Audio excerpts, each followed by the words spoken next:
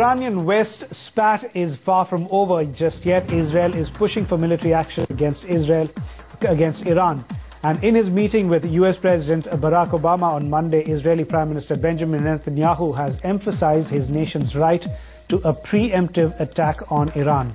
But Obama has asked Jerusalem to have patience and allow diplomacy and sanctions to take effect.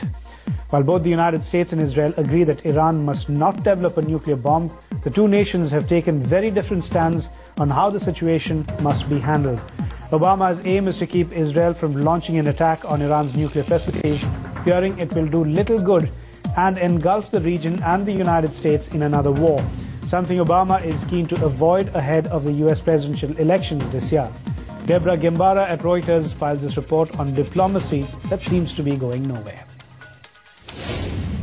In Washington, President Obama and Israeli Prime Minister Benjamin Netanyahu sought to present a united front regarding Iran. As I emphasized yesterday, it is profoundly in the United States' interest as well to prevent Iran from obtaining a nuclear weapon. We do not want to see a nuclear arms race in one of the most volatile regions in the world. We do not want the possibility of a nuclear weapon falling into the hands of terrorists, and we do not want a regime that has been a state sponsor of terrorism being able to feel that it can act even more aggressively or with impunity. At the White House, the emphasis was on shared objectives. Americans know that Israel and the United States share common values, that we defend common interests, that we face common enemies. Iran's leaders know that too. You know, for them, you're the great Satan, we're the little Satan.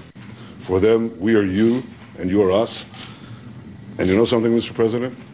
At least on this last point, I think they're right. We are you and you are us. We're together. So if there's one thing that's... While neither Obama or Netanyahu made specific mention of the different timetables they're operating on, the Israeli leader did tell the president Israel has a right to defend itself. The U.S. has assured Israel of its support, even as it urges Israel to allow more time for sanctions to work. Deborah Gembara, Reuters.